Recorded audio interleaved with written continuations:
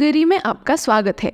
एक ऐसा देश जहाँ समृद्ध इतिहास आधुनिक जीवंतता के साथ सहजता से मिश्रित होता है। मध्य यूरोप के केंद्र में स्थित हंगरी अपनी गहन सांस्कृतिक विरासत, आश्चर्यजनक परिदृश्य और गतिशील शहरों के लिए प्रसिद्ध है। बुडापेस्ट की वास्तुकला की भव्यता से लेकर इसके शांत थर्मल स्नान तक हंगरी परंपरा और समकालीन आकर्षण का एक अद्वितीय मिश्रण प्रदान करता है।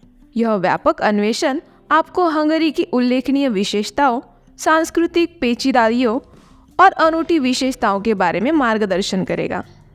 दोस्तों, हंगरी के थर्मल स्नान केवल अवकाश के स्थान नहीं है, बल्कि देश की गहरी परंपराओं और ऐतिहासिक विकास के जीवित अवतार है। हंगरी में थर्मल स्नान की परंपरा रोमन काल से चली आ रही है, जब रोमनों ने क्षेत्र के प्राकृतिक गर्म झरने का उपयोग करके पहले स्नानघरों का निर्माण किया था। 16वीं और 17वीं शताब्दी में ऑटोमन कब्जे के दौरान इस प्रथा का और विकास किया गया, क्योंकि तुर्कों ने विस्तृत स्नानगृहों की शुरुआत की, जिन्होंने हंगरी की स्पा संस्कृति पर एक स्थायी छाप छोड़ दी है।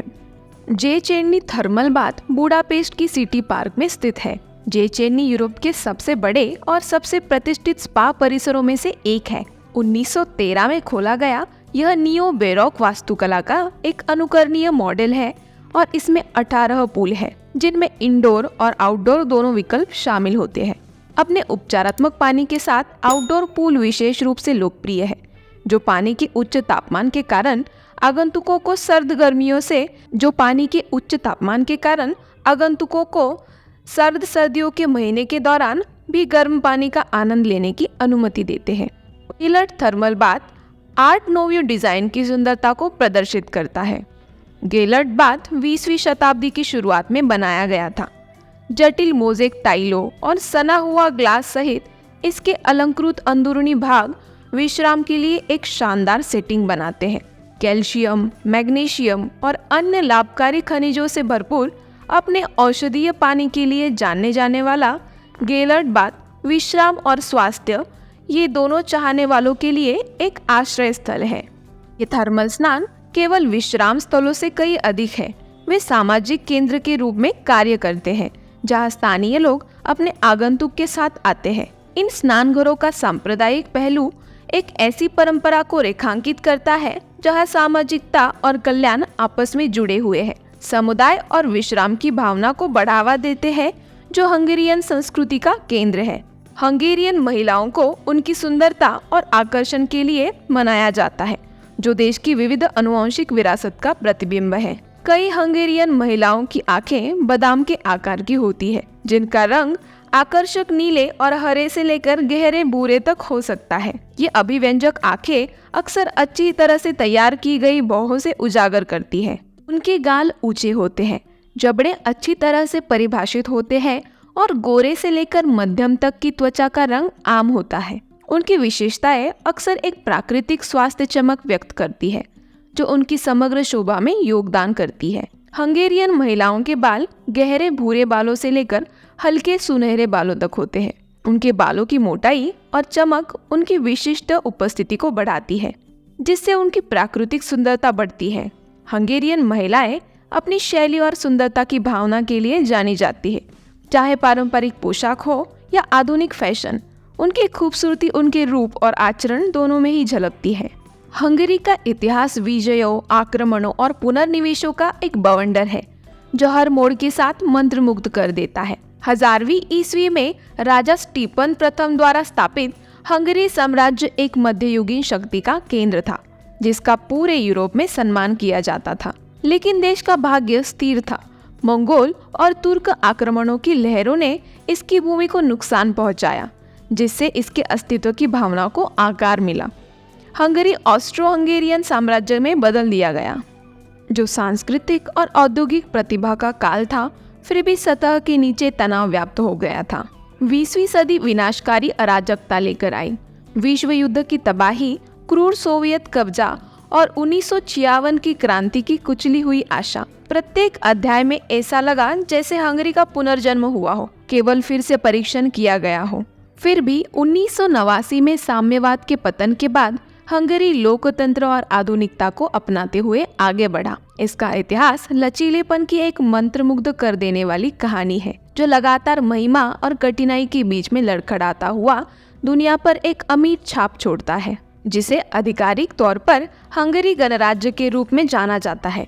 मध्य यूरोप में स्थित है। इसकी सीमा पश्चिम में ऑस्ट्रिया, उत्तर में स्लोवाकिया, उत्तर पूर्व में यूक्रेन, पूर्व में रोमानिया, दक्षिण में सर्बिया और दक्षिण पश्चिम में क्रोएशिया और उत्तर पश्चिम में स्लोवेनिया से लगती है।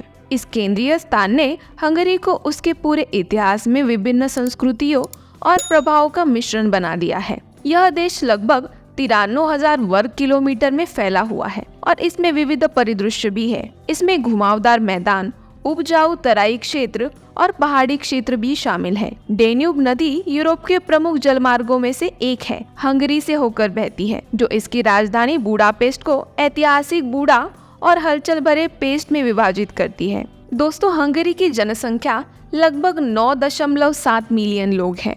बहुसंख्यक जातीय रूप से हंगेरियन है, लेकिन रोमा, जर्मन, स्लोवाक और सर्ब सहित महत्वपूर्ण अल्पसंख्यक समूह भी शामिल है। देश की जनसांख्यिकीय संरचना इसके जटिल इतिहास को दर्शाती है, जिसमें ऑटोमन, हेंसबर्ग और सोवियत प्रभाव के काल शामिल है। हंगरी की राजधानी बुडापेस्ट उल्लेखनीय विरोधाभासों का शहर है, जहां ऐतिहासिक आकर्षण आधुनिक परिष्कार से मिलता है। शहर को डेन्यूब नदी द्वारा 2 अलग अलग हिस्सों में विभाजित किया गया है। बुडा अपने पहाड़ी इलाके और ऐतिहासिक स्थलों के साथ, और पेस्ट जो अपने जीवंत सांस्कृतिक जीवन और हलचल भरी सड़कों के लिए जाना जाता है। बुडापेस्ट न केवल हंगरी के राजनीतिक और प्रशासनिक केंद्र के रूप में कार्य करता है, बल्कि एक महत्वपूर्ण आर्थिक केंद्र भी है।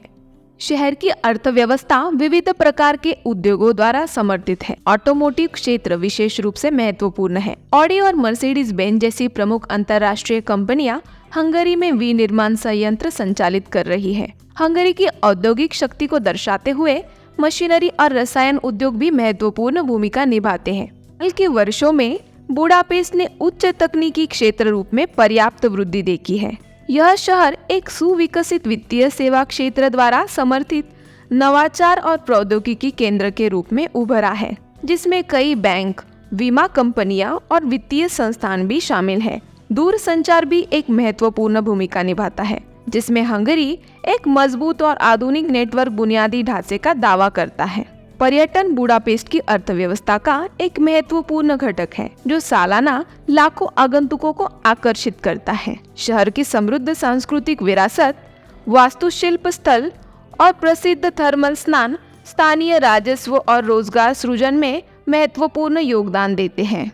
ऐतिहासिक स्थलों, सांस्कृतिक उत्सवों और जीवंत रात्रि जीवन सहित प्रमुख पर्यटन आकर्षण बुडापेस्ट को एक लोकप्रिय गंतव्य बनाते हैं। हंगरी का वास्तुशिल्प परिदृश्य इसके समृद्ध इतिहास और विविध प्रभाव का प्रमाण है। प्रमुख वास्तुशिल्प स्थलों में से शामिल है बुडा कैसल, एक डोमिनेटिंग कैसल हिल है। बुडा कैसल एक बारोक उत्कृष्ट कृति है, जो बुडापेस्ट के लुभावने दृश्य पेश करती है। महल परिसर में रॉयल पैलेस शामिल है और यह हंगरी की शाही अतीत के प्रतीक के रूप में खड़ा है। सर्दियों से इसका परिवर्तन देश की विकसित हो रही स्थापत्य शैली को दर्शाता है। संसद भवन डेन्यूब नदी के किनारे एक प्रतिष्ठित नव गॉथिक संरचना है। हंगेरियन संसद भवन अपने जटिल अग्रभाग और भव्य आंतरिक डिजाइन के लिए प्रसिद्ध है। 1902 में पूरा हुआ यह बुडापेस्ट में सबसे पहचानने योग्य स्थलों में से एक है और हंगरी की राजनीतिक विरासत का प्रतीक भी है। फिशरमैन्स बेस्टियन अपने परिकथा टावरों और युद्ध क्षेत्रों के लिए जाना जाता है। फिशरमैन्स बेस्टियन एक नियो रोमानस छत है जो बुडापेस्ट के मनोरम दृश्य पेश करता है। यह शहर की सहस्त्राब्दी वर्षगांठ मनाता है और आगंतुकों के लिए एक सुरम्य वातावरण प्रदान करता है। लटबाथ ऑटोमन वास्तुशिल्प तत्वों के साथ आर्ट नोवियो डिजाइन का संयोजन कर रहा है। गेलटबाथ में रंगीन मोजाइक, रंगीन ग्लास और अलंकृत अंदरूनी सुविधाएं हैं। यह एक ऐतिहासिक और स्थापत्य रत्न के रूप में खड़ा है, जो हंगरी की समृद्ध स्पा संस्कृति को दर्शाता है। वेसी स्ट्रीट बुडापेस्ट में एक प्रमुख पैदल यात्री मार्ग है। वेसी स्ट्रीट ऐतिहासिक इमारतों और आधुनिक दुकानों से सुसज्जित है। इसकी वास्तुकला बुडापेस्ट के गतिशील शहरी चरित्र का प्रतिनिधित्व करते हुए क्लासिक और समकालीन शैलियों का मिश्रण दिखाती है। हंगेरियन संस्कृति अपने समृद्ध इतिहास और विविध प्रभावों से बनी हुई एक जीवंत टेपेस्ट्री है। यह इसकी परंपराओं, कलाओं और साहित्य त्योहारों में स्पष्ट होती है।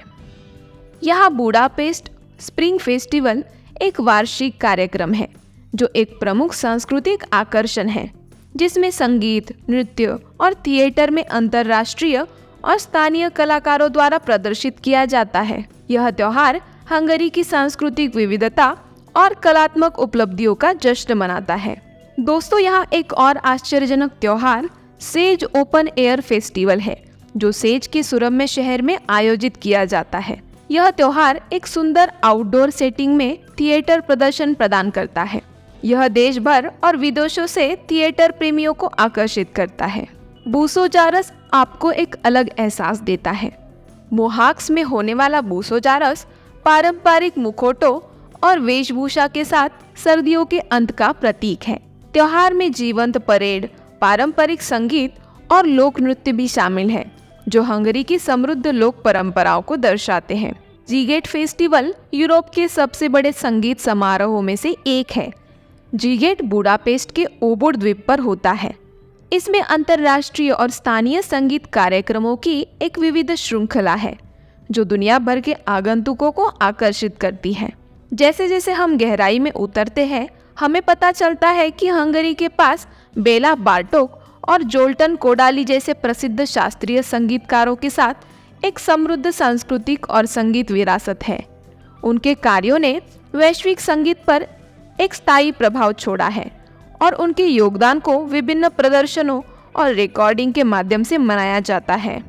बुडापेस्ट का संगीत दृश्य गतिशील और विविध है, जिसमें जैज से लेकर इलेक्ट्रॉनिक तक कई शैलियां हैं।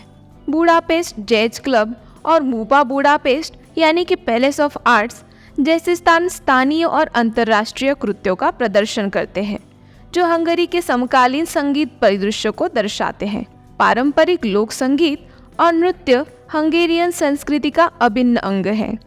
त्योहार और प्रदर्शन इन परंपराओं का जश्न मनाते हैं, जिनमें जीवंत संगीत, रंगीन वेशभूषा और ऊर्जावान नृत्य शामिल होते हैं।